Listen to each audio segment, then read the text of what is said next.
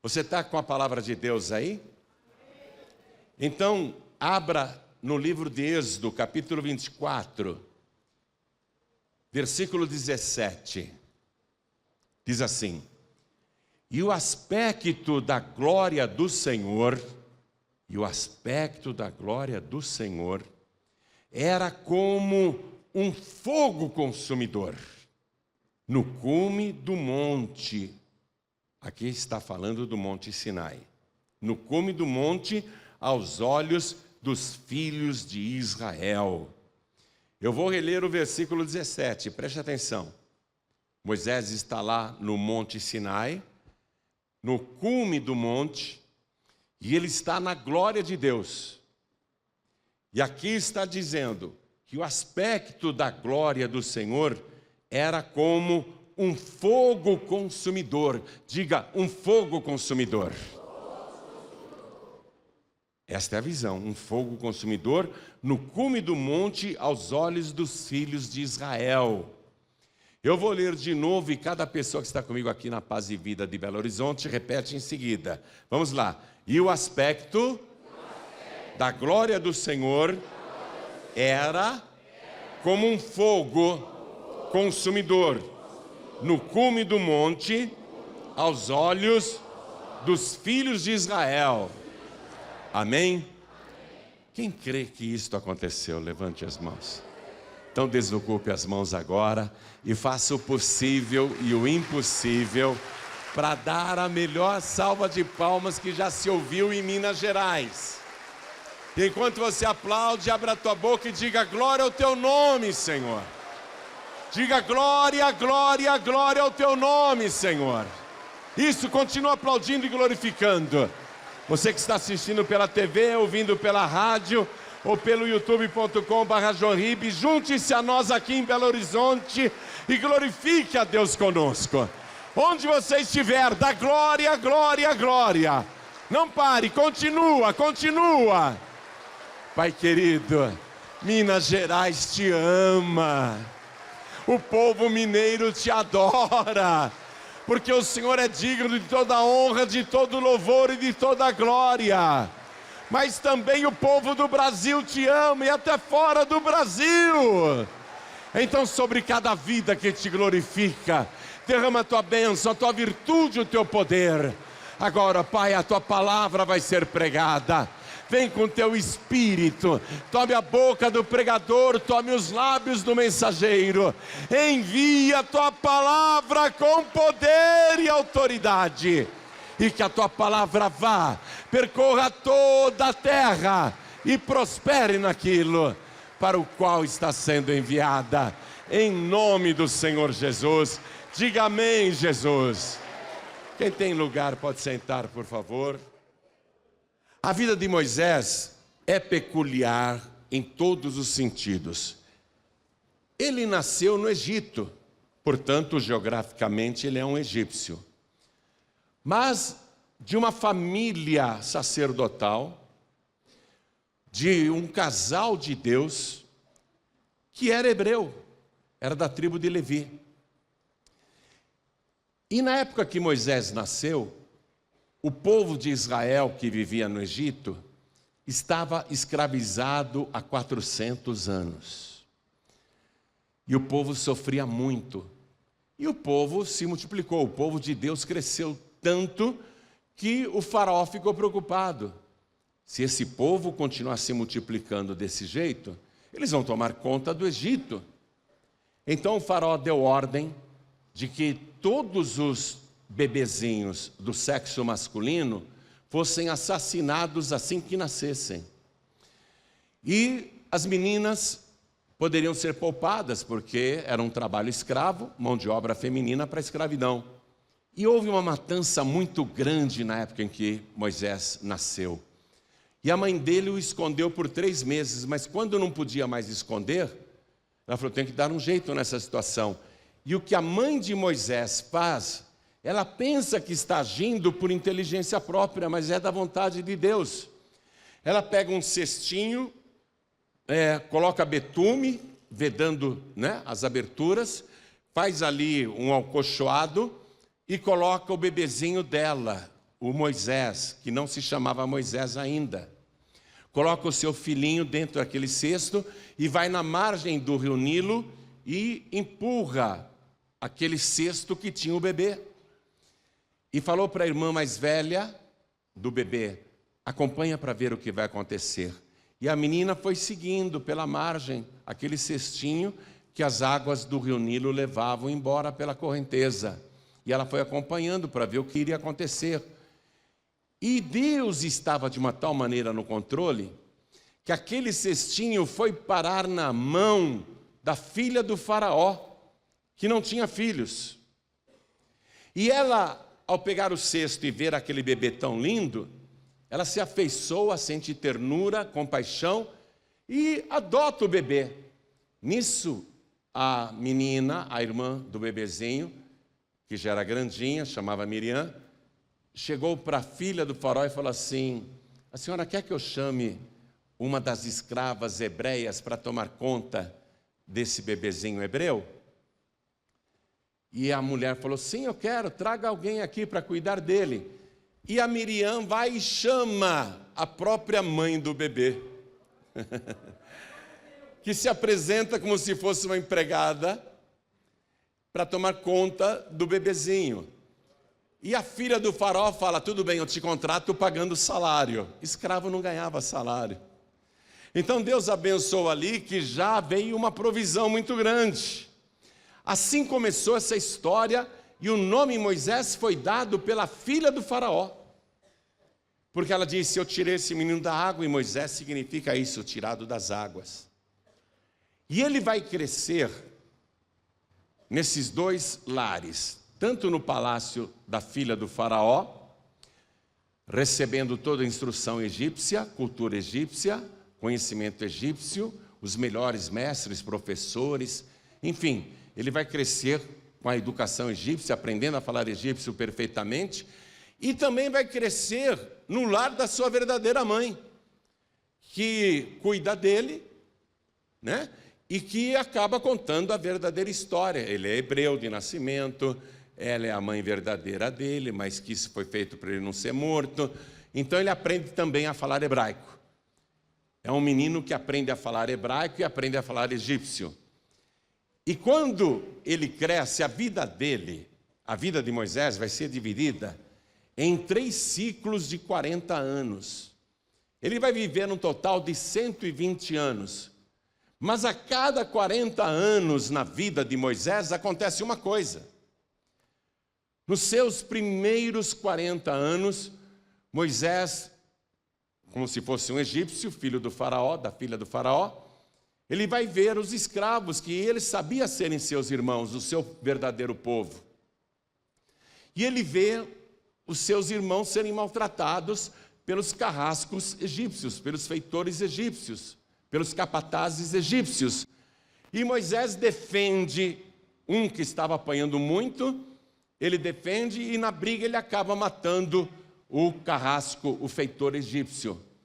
E ele esconde o cadáver lá na areia. Ele não quer que ninguém saiba. Mas vão descobrir isso. E vai chegar no ouvido do faraó, e o faraó descobre toda a verdade. Ele não é egípcio, ele é hebreu, ele não tem o direito à cidadania egípcia, ele não pode ter os privilégios de ser filho da filha do faraó, e por ter matado um egípcio, sendo hebreu, ele tem que ser morto também. E o Moisés, para não ser morto, aos 40 anos de idade, ele foge para o deserto. Ele desaparece só com a roupa do corpo, a roupa egípcia que ele usava. Lá no deserto, ele pensa que está errante. Ele pensa que está fugindo por conta própria, mas todos os seus passos estão sendo guiados por Deus. E ele vai justamente numa fonte de água para beber e vê pastoras de ovelhas sendo maltratadas por beduínos. E ele luta contra os beduínos, espanta os agressores e defende aquelas mulheres que são filhas de um sacerdote chamado Jetro. E ele vai arrumar emprego justamente na casa desse sacerdote que era um homem de Deus. Não havia a revelação de Deus como nós temos hoje, ou como Moisés irá receber depois. Mas o Jetro, ele estava bem à frente dos egípcios, porque ele não adorava ídolos. Ele não acreditava nos deuses pagãos do Egito. Então Moisés, de repente, encontra um tutor, um mestre espiritual que vai ajudá-lo em muitas coisas, e Moisés vai trabalhar para ele como se fosse um pastor de ovelhas, porque esse sacerdote tinha um rebanho razoavelmente grande. E o Moisés vai passar agora o segundo ciclo de 40 anos cuidando das ovelhas daquele sacerdote, e ele se casa com uma das filhas do sacerdote, e o sacerdote acaba virando o sogro do Moisés. E ele vai passar 40 anos no deserto cuidando de ovelhas. Esquecido. Totalmente esquecido. Ele não sabe nem o que ele está fazendo ali. Um homem que foi criado no luxo do palácio do faraó, agora está num lugar que não tem nem vegetação e nem água. E ele precisa cuidar das ovelhas, do rebanho, para que o rebanho não morra naquele deserto. Ele vai passar 40 anos cuidando do rebanho do sogro. 40 anos ali esquecido. 40 anos. Moisés pensa que a vida dele acabou. Ele está com 80 anos agora. Moisés nem imagina o plano de Deus na sua vida. Deus tem um plano glorioso na vida de Moisés. Desde o seu nascimento, os primeiros 80 anos da vida de Moisés foi uma preparação, porque Deus vai precisar que ele fale em egípcio com o faraó. Não poderia ter um intérprete, porque poderia deturpar a tradução. E ele ficou 40 anos no deserto cuidando de ovelhas, porque dos 80 até os 120, ele vai ter que cuidar do rebanho de Deus, do povo de Israel que ele vai libertar da escravidão do Egito e que vai trazer para aquele mesmo deserto sem água. Então, quando Moisés for iniciar o terceiro ciclo da sua vida, lá no deserto do Sinai, ele nem imagina o que Deus tem preparado para ele. Foi no início do terceiro ciclo, quando Moisés estava com 80 anos de idade, que numa noite ele estava lá apacentando as ovelhas do sogro. Ele pensa que está sozinho no deserto, com aquelas criaturas, com o gado, com as ovelhas. E ele olha no pé do monte, ele vê uma árvore pegando fogo. Às vezes algumas árvores entram em combustão lá, mas elas queimam e logo apagam. Mas Moisés viu que aquela árvore pegava fogo e não se apagava. Ele não tinha o que fazer, ele ficou olhando de longe para aquela árvore que pegava fogo e nunca era consumida. Ele ficou intrigado com isso, como é que pode? Passaram-se horas e aquela pequena árvore continuava queimando, o fogo não apagava. Ele falou, mas é muito curioso, interessante, eu nunca vi isso. Já era para o fogo ter se apagado, já era para essa árvore ter queimado. Ele continuou olhando e ela ali ardia e não se consumia. Moisés pensou consigo mesmo, eu vou chegar mais perto dessa árvore e ver que mistério é esse. E quando ele se aproxima daquele arbusto que pegava fogo, mas nunca se extinguia, quando ele chega perto, uma voz fala com ele, pela primeira vez. Pela primeira vez ele ouve essa voz, e a voz o chama pelo nome. A voz diz, Moisés, Moisés. Sabe o meu nome? Não te chegues para cá. Tira as sandálias dos teus pés, porque o lugar em que pisas santo é. E ele ouvindo aquela voz e essa ordem, ele tira as sandálias e ele se prostra e ele pergunta, quem és tu? Conhece o meu nome, sabe da minha vida? Ninguém sabe que eu estou aqui perdido no meio desse deserto, a não ser a família do meu sogro, a minha esposa e os meus filhos, as minhas cunhadas. Quem é que fala comigo? E a voz respondeu: eu sou o Deus de Abraão, o Deus de Isaque e o Deus de Jacó. Eu tenho visto a aflição do meu povo. Eu tenho ouvido o seu clamor lá no Egito, e eu desci para livrá-lo. E é interessante Deus falar isso para Moisés, porque, vem cá, você conhece a história, não é?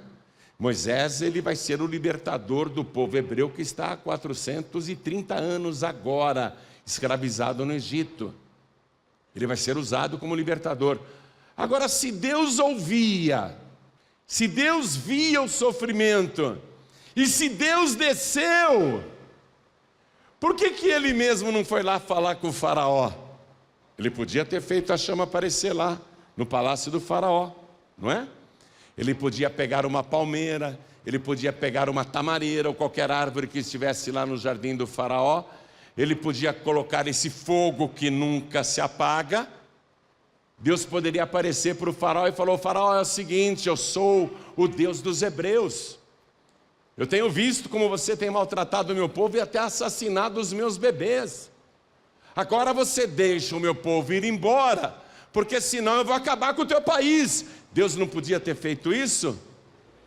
E por que Deus não fez? Pela mesma razão pela qual muitos séculos antes de Moisés, Deus falou com Noé: Noé, constrói a arca, porque eu vou mandar o dilúvio sobre a terra. Noé se tornou o pregador daquela geração, e Moisés vai ser o pregador daquela geração. Ele vai pregar em egípcio e ele vai pregar em hebraico. E Deus pode fazer o que quiser. Deus sabe que tem muita gente sofrendo lá fora. Deus sabe quantas pessoas nesse exato momento, dentro desse planeta, quantas pessoas estão com câncer, quantas pessoas estão em estado terminal, quantas pessoas estão com doenças incuráveis ou com sofrimentos terríveis. Deus sabe de tudo. Deus sabe do problema de cada morador da terra. Deus sabe do sofrimento de cada pessoa. E por que Deus não vai lá e resolve? Porque Deus sempre vai usar alguém para abençoar a pessoa que está sofrendo. No caso de Noé e do dilúvio daquela geração, Deus usou aquele velhinho também. No caso de Faraó, Deus vai usar o Moisés para libertar o povo daquele sofrimento. E no teu caso? Porque você está sofrendo e Deus sabe do teu sofrimento, e aliás você até tem escrito a tua petição e o teu sofrimento para apresentar a Deus. O que você escreve no seu pedido de oração, Deus sabe o que você escreveu. Por que Deus não resolve já? Se Ele já sabia do teu sofrimento e de toda a situação.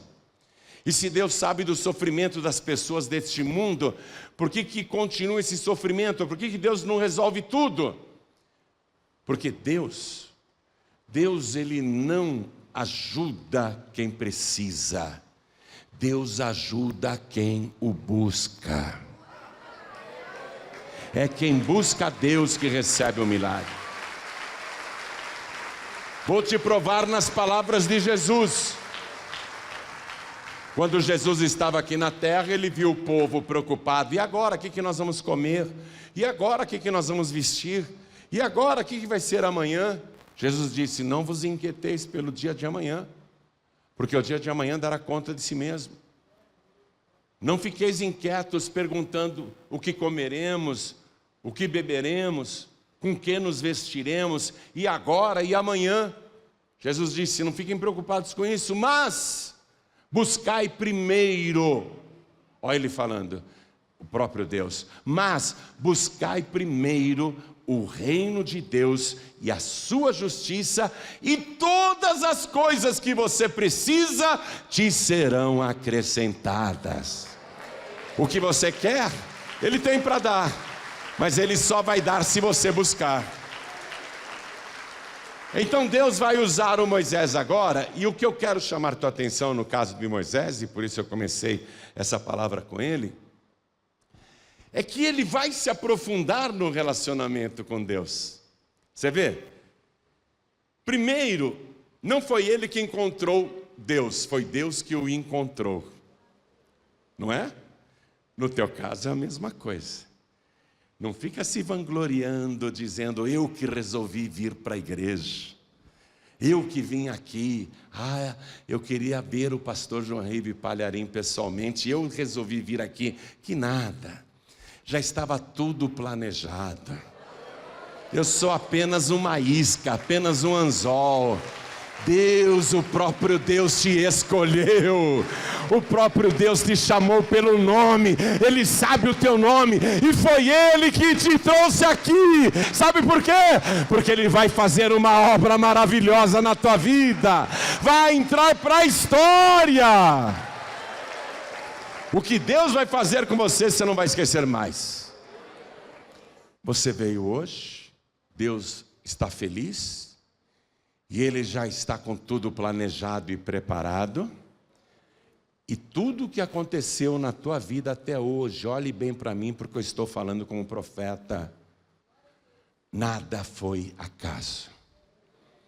Mesmo que você em alguns momentos tenha se revoltado, ou se rebelado, porque você não compreendeu o que estava acontecendo. Mas tudo na tua vida, as perseguições que fizeram contra você, os ataques do inferno, os infortúnios, os imprevistos, as coisas que aconteceram sem você esperar, tudo estava debaixo do controle da poderosa vontade de Deus. E Deus, usando a sua vontade poderosa, te trouxe aqui hoje. Com o poder que Ele tem, hoje Ele vai começar um rebuliço na tua vida. Moisés iniciou ali uma progressão de intimidade com Deus. Primeiro ele não ousou nem olhar para a sarça que pegava fogo, ele cobriu o rosto. Foi o primeiro encontro. Ele viu o fogo que consumia, mas ao mesmo tempo não destruía. Ele pensou, é um fogo diferente. Não é um fogo que destrói, é um fogo diferente. Depois o Moisés, resumindo a história dele, ele vai ser chamado no cume do Monte Sinai. Deus vai chamá-lo ali para conversar, depois da sarça, isso depois da sarça ardente, quando ele teve o primeiro encontro com Deus, e Deus ali o convocou para libertar o povo. Ele já recebeu uma missão. Hoje você está recebendo uma missão de libertar os teus familiares, que estão presos nas drogas, nos vícios de bebida, que estão presos no mundo, que estão sendo pisoteados por Satanás. Hoje, para muitos aqui, é o primeiro encontro. Depois, Deus vai progredir para dar para Moisés a palavra, tanto para ele como para o povo, os 10 mandamentos. E vamos comigo aqui no capítulo 19 de Êxodo, no versículo 18. Moisés está de novo lá, no pé do monte. Já se passaram alguns anos. Ele está agora já num novo relacionamento com Deus. Ele já foi usado para devastar o Egito, para libertar o povo hebreu de lá. Ele já está com o rebanho de Deus, as ovelhas de Deus no deserto. Ele tem experiência de sobrevivência no deserto.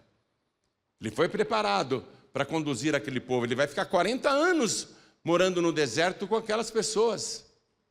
E ninguém vai morrer, não.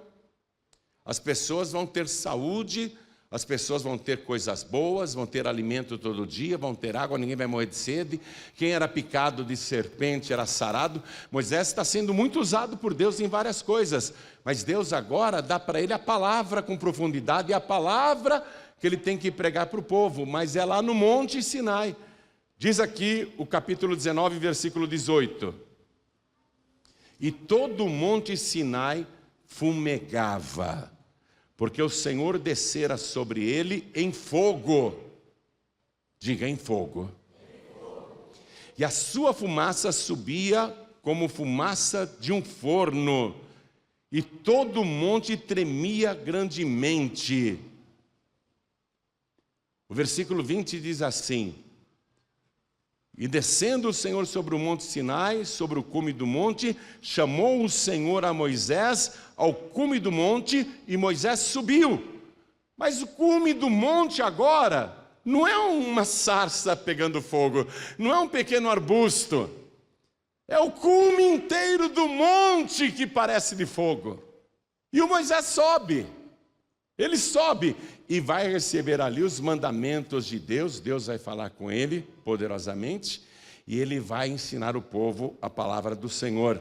Aí Deus deixa passar mais um tempinho, e ele vai chamar o Moisés outra vez. O relacionamento de Moisés com Deus é uma progressão, é assim que Deus trabalha na vida de cada um de nós.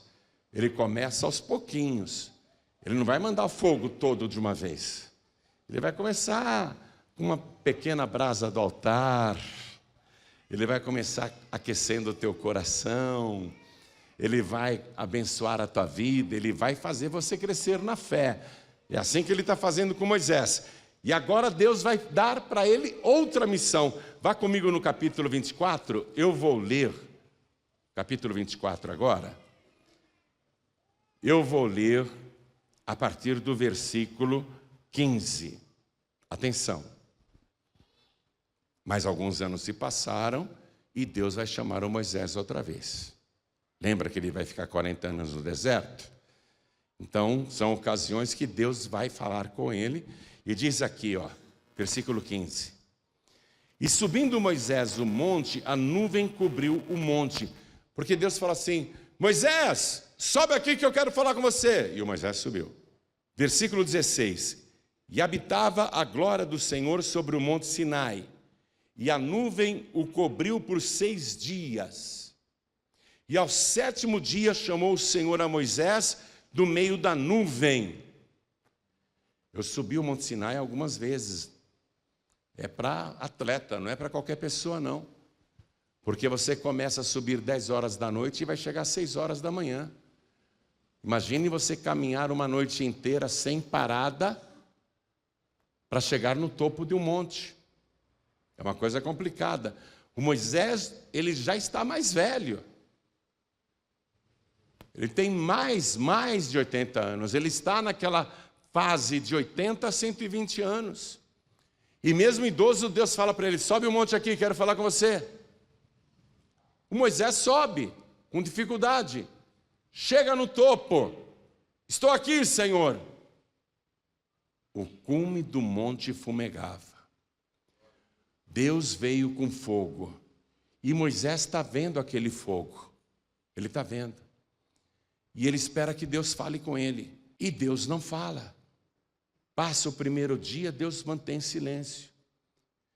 Lá no cume do monte Sinai, as horas não passam, o tempo se arrasta. Você fica lá, não tem o que fazer, a não ser orar. E mesmo depois de orar bastante, você fala: o que mais que eu vou fazer aqui? Não tem nada para fazer? Eu já orei tudo o que eu podia. Eu já esgotei todas as minhas palavras. O Moisés ficou no cume do monte aquele dia inteiro, a noite toda, dormiu no monte. E no segundo dia, ele pensou: agora Deus vai falar comigo. E Deus não falou. O dia passou, escureceu, ele dormiu no monte. Amanheceu o 3º dia. Hoje acho que Deus fala comigo. Ele mandou eu subi, eu estou aqui. Passou o dia inteiro, veio a noite, ele dormiu no monte outra vez e Deus não falou nada. Mas a glória do Senhor está lá, ele sabe que está. E tem o fogo do Senhor no cume do monte. e tem a nuvem de glória. No quarto dia, Moisés acorda e pensa, hoje Deus vai falar comigo, ele me mandou subir, eu estou aqui. E passa o dia inteiro, vem a noite, ele dorme ali e Deus não falou com ele. Moisés podia falar, eu acho que eu imaginei que Deus me chamou, é melhor eu ir embora. Mas ele não tem dúvida que Deus o chamou. No quinto dia amanhece, hoje Deus vai falar comigo. E o dia passa, anoitece, ele dorme no monte e Deus não falou com ele. No sexto dia, atenção, é o que eu li aqui para você, ó. E habitava a glória do Senhor sobre o monte Sinai, e a nuvem o cobriu por 6 dias. No sexto dia, Moisés está lá o dia inteiro passando. Vem à noite, ele dorme ali, e Deus não fala com ele. Às vezes a pessoa está na igreja, fazendo uma campanha de oração, e parece que Deus está te ignorando. Parece que Deus não está prestando atenção em mim. Parece que Deus não está me vendo, mas Deus está vendo e ouvindo. Deus está presente. E olha o que diz o versículo aqui, ó, no final do versículo 16. E ao 7º dia chamou o Senhor a Moisés do meio da nuvem. Deus esperou 7 dias para falar com Moisés. Você consegue entender esse mistério? Por que Deus não falou no primeiro dia, no segundo, no terceiro e assim por diante? O próprio Deus respeitou os 7 dias para revelar para Moisés o que ele queria, para ter mais comunhão com Moisés. E Moisés teve que ficar os 7 dias no alto do monte, simplesmente esperando, que é o que você tem que fazer aqui nessa igreja. Hoje é o teu primeiro dia, teu primeiro domingo, tua primeira quarta-feira, tua primeira sexta-feira, é a tua primeira vez? Deus pode falar com você hoje muitas coisas e operar grandes coisas na tua vida, mas pode ser que Deus também guarde silêncio. Aí você pode pensar, eu fui lá, Deus não falou comigo, eu não vou mais. E Deus só queria que você ficasse. Deus só queria que você permanecesse. Deus só desejava que você estivesse na presença dEle. Porque você quer Deus, mas Deus também quer você. Por isso que Deus esperou para falar com Moisés. Muitas vezes Deus também espera para falar com você, ou para operar o teu milagre. Aí a pessoa não tem paciência, eu já estou aqui há 3 domingos e nada aconteceu. Estou aqui há 4 domingos e Deus não fez nada. Estou aqui há 5 domingos, quer saber de uma coisa? Não venho mais. E tudo que Deus queria era que você ficasse tão somente na presença dEle, o adorando em espírito e em verdade. Não por causa de um milagre, ou de uma cura, ou de uma bênção. Deus só queria você. Mas você só queria o milagre de Deus. A gente trata Deus muito mal, sabia? A gente trata Deus como se Ele fosse um empregado nosso, um garçom, que tem que fazer o que nós pedimos e acabou. Muito obrigado, meu Deus, te amo. Nós tratamos Deus assim, minha gente. Se Moisés falasse, eu já estou aqui há 6 dias, Deus não falou comigo até agora, eu vou descer o monte. Deus ia olhar e falar, que pena, amanhã eu ia falar com ele. Amanhã eu ia abençoá-lo. Mas ele não teve paciência de esperar. Que triste, né? Coitado, não aprendeu nada. Quando Deus vê você aqui, Deus espera que você venha às 7 vezes. Aí você vem 1, 2, 3, 4. Se você lá pela 5ª ou 6ª diz, não vou mais, Deus olha e fala, que pena, não é? Amanhã eu iria abençoar esta pessoa, mas ela não soube ficar na minha presença. Ela não teve paciência de me esperar. Que pena, ela não aprendeu nada. Deus fica triste. Olha só, ao 7º dia, chamou o Senhor a Moisés do meio da nuvem. Deus não se ausentou do monte, Deus continuava lá. E Moisés estava na presença de Deus. Olha, vem aqui, venha 7 domingos, venha 7 vezes, 7 semanas, não falte nenhuma vez, e mesmo que pareça que a tua mão está vazia, espere, porque Deus vai encher as tuas mãos de bênçãos, Deus vai encher a tua vida de milagres. Tenha paciência, permanece na presença de Deus só adorando. O que custa ficar na presença de Deus só adorando? É chato ficar na presença de Deus só adorando. Deus tem que me dar o meu milagre. Fica tranquilo, busca primeiro o reino de Deus e a sua justiça, e todas as coisas serão acrescentadas. E olha só, nesse dia aqui, Deus colocou Moisés lá no meio do fogo. Veja o versículo 17, que eu li para você no início da mensagem. E o aspecto da glória do Senhor era como um fogo consumidor. Diga, fogo consumidor. Você sabe que lá na carta aos Hebreus está escrito exatamente isso. O nosso Deus é um fogo consumidor. O que Ele vai consumir? Todas as tuas doenças. O que é que Ele vai consumir? Todos os teus tormentos. O que é que Ele vai consumir? Todos os demônios que te atrapalham. Ou eles fogem ou vão queimar antes da hora. O nosso Deus é um fogo consumidor.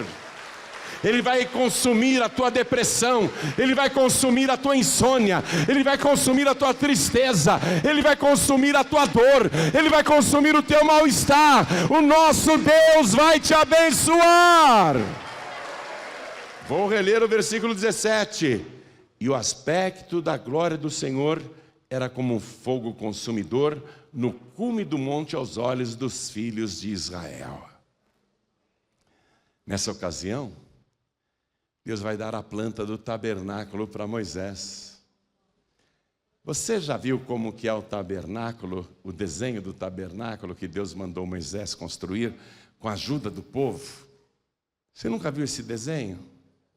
Eu vou tentar mostrar resumidamente para você. Mas por que Deus queria o tabernáculo? Deus diz assim no versículo 8, estou em Êxodo capítulo 25, versículo 8. E me farão um santuário e habitarei no meio deles. Deus não quer mais ficar no cume do Monte Sinai, só para o Moisés. Um outro que subiu lá no monte e viu a glória de Deus foi o Elias. Só para 2 pessoas privilegiadas, 2 grandes profetas. E nós? E nós? Deus manda construir a sua igreja, o seu tabernáculo, porque Ele diz: eu vou habitar no meio de todos vocês. Não só para Moisés, não só para Elias, não só para alguns, não. No meio de todos vocês, para todos vocês. Eu não vou falar sobre o tabernáculo, não, porque seria mais uma pregação. É uma mensagem maravilhosa. Outro dia eu conto sobre o tabernáculo. Outro dia, hoje não. Mas, resumidamente, o tabernáculo era um lugar que Deus mandou Moisés e o povo construir para ele habitar no meio do povo, e para que o povo tivesse condições de conviver com a glória de Deus. Esse conceito de tabernáculo, ele foi aperfeiçoado por Jesus. Esse conceito de templo.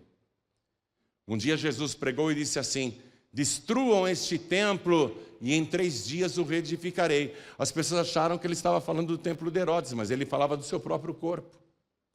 Foi Jesus que mudou o conceito de tabernáculo, o conceito de templo, dizendo que o corpo do salvo é o templo de Deus. E João Batista, que foi sem dúvida nenhuma o maior profeta já nascido de mulher, Jesus afirmou isso, maior que Moisés, maior que Elias. João Batista dizia assim: eu batizo vocês com água para arrependimento, mas aquele que vem depois de mim é muito mais poderoso do que eu. Eu não sou digno de me agachar e desatar as correias das suas sandálias, ele vos batizará com o Espírito Santo e com fogo.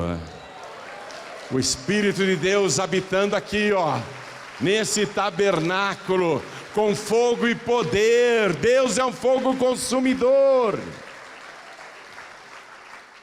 O apóstolo Paulo escreveu lá para os cristãos da cidade de Corinto, no capítulo 3, na primeira carta, capítulo 3, versículo 16. Não sabeis que o corpo de vocês é o templo do Deus vivo? Vocês não sabem disso? Que o corpo de vocês é o tabernáculo de Deus? É o templo vivo de Deus? Então esse conceito de tabernáculo, lá com Moisés, vai nos mostrar essa progressão para todos, não para alguns privilegiados, para que todos tenham. Mas eu, para ter o Espírito Santo de Deus na minha vida, lá no tabernáculo que Deus mandou Moisés e o povo construírem, tinha a porta, uma porta apenas, atenção, uma porta apenas. O que isso quer dizer? Que para entrar na presença de Deus só existe uma porta. E essa porta tem nome. Ele disse: eu sou a porta.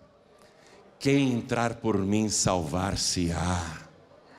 Para entrar na presença de Deus só através da única porta. Não tem outra porta não. Jesus é a única porta.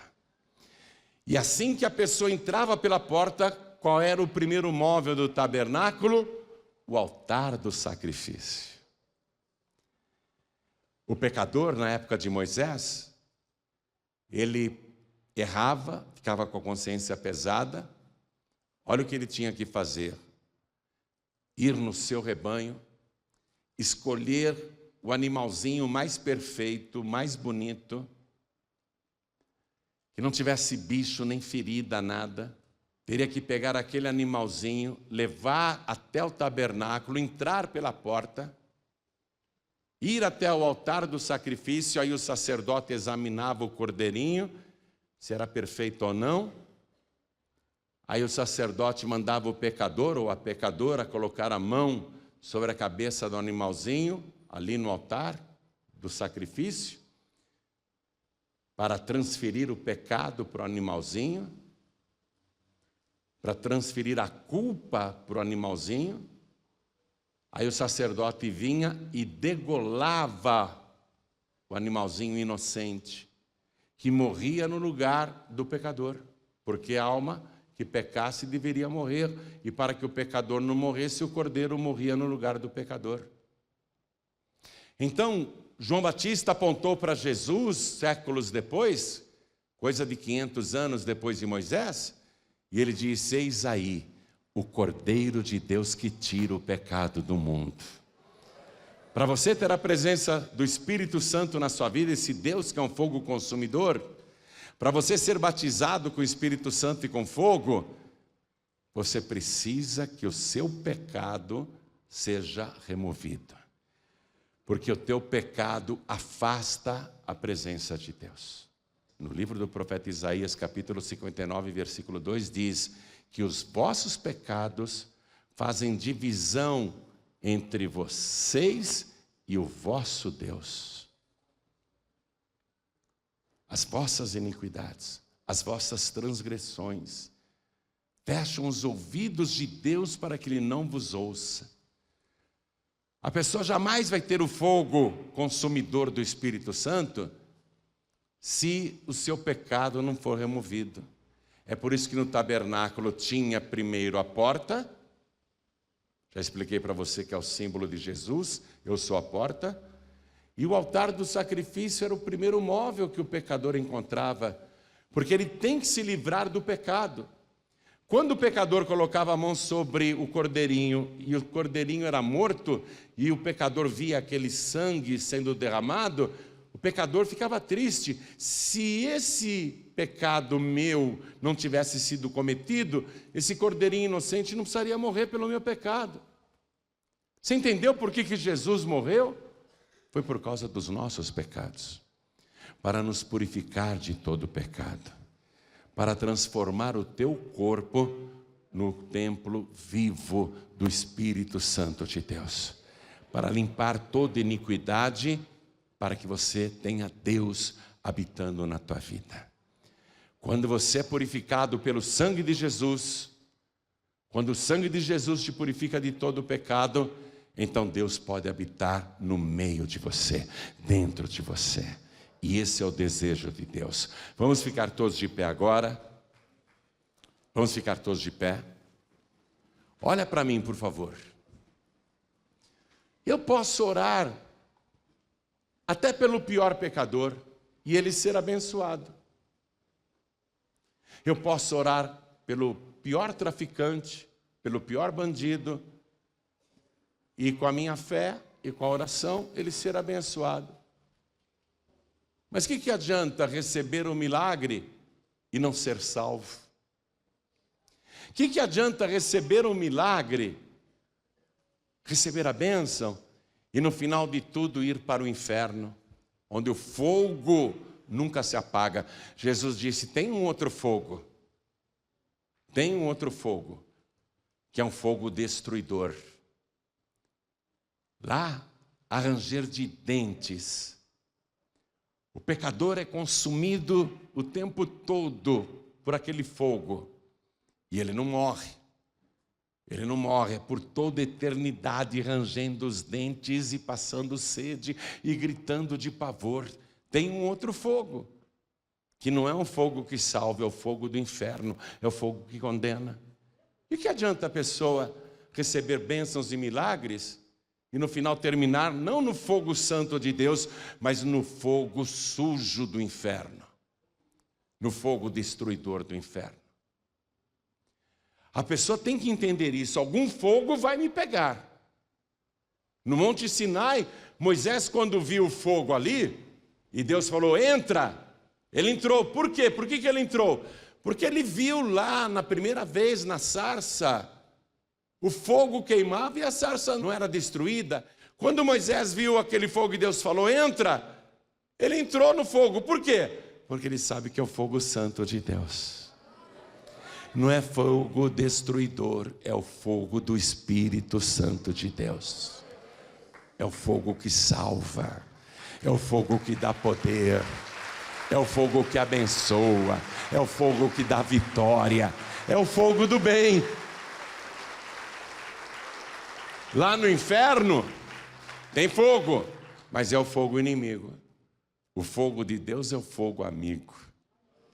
O fogo do inferno é o fogo inimigo. Algum fogo vai te pegar, eu não tenho dúvida nenhuma. Mas Deus tem um plano na sua vida. O fogo que Deus quer que te alcance é o fogo amigo. É o fogo santo. É o fogo do Espírito Santo. É isso que Ele preparou para você. E esse fogo, se vier sobre você, é porque Jesus te purificou de todo o pecado. Pastor, eu gostaria de ficar livre de todos os meus pecados. Então você tem que entrar pela porta. Eu quero ficar livre de todo o meu passado de pecados. Eu quero que a minha consciência seja libertada. Eu quero ser uma pessoa feliz, livre de verdade. Eu quero ser perdoado, eu quero ser perdoada. Então você tem que entrar pela única porta. Jesus disse, quem entrar por mim, salvar-se-á. E aí logo em seguida, tem o altar que Deus preparou. Não aquele de Moisés, do tabernáculo, mas o altar do Monte Calvário, onde o sangue de Jesus, o Cordeiro de Deus, foi derramado. E aquele sangue vai te purificar de todo o pecado. Você vai ficar limpo, limpa. E aí, com o corpo purificado, o Espírito Santo de Deus pode fazer morada na sua vida. Entra pela porta, então. Quer ficar livre dos seus pecados? Quem quer ficar livre dos seus pecados? Quem quer ser purificado? Quem aqui quer receber Jesus como único, suficiente, exclusivo e eterno Salvador? Ergue a sua mão o mais alto que você puder. Olha quantas mãos erguidas. Vem aqui perto de mim, por favor. Sai do teu lugar, vem aqui para frente. Que bênção, que privilégio. Vamos aplaudir ao Senhor Jesus. Por cada vida que está chegando, por cada vida que está vindo. Vem para cá. Vem para cá, vem para cá.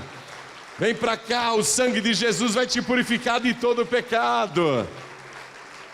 Isso, pede licença e vem, está chegando mais gente. Está chegando mais gente, vamos aplaudir mais ao Senhor. Está chegando mais, está chegando mais. Glórias a Deus, glórias a Deus. Que bênção, vem para cá, fica aqui, vem para cá, fica aqui. Vamos aplaudir mais ao nome de Jesus. Eu quero chamar todas as pessoas que se afastaram. Olha, minha gente, nessa pandemia, nesses 2 anos de pandemia, muita gente saiu da presença de Deus. O que Deus queria com Moisés? Que Moisés ficasse na sua presença. O que Deus queria com aquele povo que ele libertou do Egito? Que aquele povo ficasse na sua presença. O que Deus quer com você? Que você permaneça na presença dEle. E não é só por esta vida, não. Ele quer que você permaneça na presença dEle por toda a eternidade. Ele te ama tanto que Ele quer você na presença dEle para sempre. Então, se você se afastou por algum motivo, pastor, eu me afastei, esfriei na fé, e eu estou precisando voltar oficialmente para Jesus. Eu quero ter a certeza que eu voltei e Jesus me recebeu.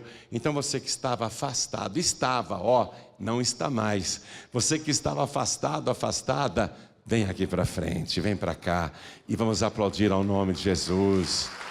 Pede licença para as pessoas e vem. Vem também, filho pródigo, vem também, filha pródiga. Vem também, ovelha perdida, vem para cá. Vamos aplaudir mais ao nome de Jesus, que coisa linda. Eu quero chamar aqui também as pessoas que estão com muitas dificuldades de seguir as pegadas de Jesus. Pastor, às vezes eu não tenho vontade de vir para a igreja, não tenho vontade de orar, não tenho vontade de ler a palavra, de ler o Evangelho. Às vezes eu não tenho vontade de fazer nada. Às vezes eu penso em dar um tempo. Minha gente, não existe esse negócio de dar um tempo no reino de Deus. Se você falar, vou dar um tempo, você está dando um tempo para o diabo, para o teu inimigo. E Jesus está voltando. Nós estamos vivendo um momento assim, eu diria trágico. Veja o mundo como está. Veja como a iniquidade se multiplicou. Veja como o errado hoje passa por certo. Veja quantos maus exemplos servindo de bons exemplos. Veja quanta maldade e iniquidade no mundo. Isso para dizer só sobre um sinal. Os outros estão aí, diante dos seus olhos. Você não pode desistir justo agora. Jesus disse, quem perseverar até o fim será salvo. Sabe por que eu não desisto? Porque eu sei que eu não tenho outra opção. Eu não posso voltar para o mundo. Eu não posso chutar o balde. Eu tenho que permanecer, eu tenho que perseverar. Você também. Quem perseverar até o fim será salvo. Então você que diz, pastor, para mim está sendo difícil perseverar como se deve. Eu estou perseverando, eu estou na igreja, não me desviei, mas eu preciso melhorar. Eu reconheço que eu preciso melhorar. Quem reconhece que precisa melhorar e quer mais de Deus, quer mais intimidade com Deus, vem aqui para frente também que nós vamos orar. E enquanto eles estão vindo, deixa eu falar com você que está assistindo pela TV, ou pelo youtube.com/joãoribe, ou pelo facebook.com/joãoribe, ou ouvindo essa mensagem no aplicativo da Rádio Feliz FM. Vocês sabem que vocês podem baixar de graça o aplicativo da Rádio Feliz FM no celular. Se você usa Android, vai lá na Google Play, digita Rádio Feliz FM e baixa de graça o aplicativo. Se você usa iPhone, vai lá na Apple Store, digita Rádio Feliz e você baixa de graça o aplicativo. Onde tiver internet, você vai ouvir com qualidade digital em qualquer lugar do mundo. Às vezes eu estou em outro país e eu ouço a rádio de São Paulo pelo aplicativo, ouço a rádio do Rio de Janeiro pelo aplicativo. Então você baixa de graça esse aplicativo e onde você estiver, você vai poder acompanhar toda a programação inteiramente grátis. E tem gente também agora ouvindo pelo podcast João Ribe. O podcast, ele é parecido com o YouTube, só que não tem imagem, é só áudio. E a vantagem do podcast, você entra lá, você pega a tua plataforma de podcast e você digita lá, João Ribe, meu nome. Vai aparecer o podcast João Ribe. Aí você escolhe a mensagem que você quer ouvir. E se você não tiver tempo de ouvir naquela hora e tem internet, você salva a mensagem. E depois, mesmo que você esteja num lugar sem internet, dá para ouvir no teu celular, está salva a mensagem. Então você que está também ouvindo pelo podcast, ou por qualquer plataforma, quer entregar a vida para Jesus, quer voltar para Jesus, quer se reconciliar com o Senhor, então se ajoelhe ao lado do teu rádio, ao lado do teu televisor, ao lado do teu computador, como nós vamos fazer aqui também na sede da Paz e Vida em Belo Horizonte. Você consegue se ajoelhar? A igreja continua de pé para me ajudar? Eu preciso que vocês me ajudem a orar por essas pessoas aqui. Coloque a mão sobre o teu peito, assim, na altura do coração. Se você não consegue ajoelhar, não tem problema não. Ore assim comigo. Quem está à distância também, ore comigo. Pastor, eu estou dirigindo, eu estou em trânsito, eu estou num ônibus, eu estou num trem, eu estou numa condução, eu estou numa van, mas eu estou entregando a vida para Jesus e não posso ajoelhar. Coloque a mão sobre o teu peito, na altura do coração, e quem está à distância, se entregando para Jesus ou voltando para Jesus, também ore conosco aqui na sede da Paz e Vida de Belo Horizonte. Ore assim comigo. Meu Deus e meu Pai, meu Deus Todo-Poderoso, eu ouvi a Tua Santa Palavra e eu me entrego ao Senhor e faço como Moisés. Eu me aproximo do Senhor, do Teu fogo consumidor, e eu quero aumentar a minha intimidade com o Senhor, a ponto de eu entrar no Teu fogo santo e o Teu fogo santo entrar em mim. Eu quero que o Senhor, pelo Espírito Santo, habite em mim, e para isso eu declaro que o Senhor Jesus é o meu Cordeiro, aquele que derramou o seu sangue para me purificar de todo o pecado. E eu creio que o Senhor Jesus agora está transformando o meu corpo no templo vivo do Teu Espírito Santo. Faz isso, meu Deus, vem morar em mim, através do Teu Espírito, e me enche cada vez mais da Tua virtude e do Teu poder. Me dá cada vez mais da Tua graça, porque eu declaro que o Senhor Jesus é o meu único, suficiente, exclusivo e eterno Salvador, para todos sempre. Amém.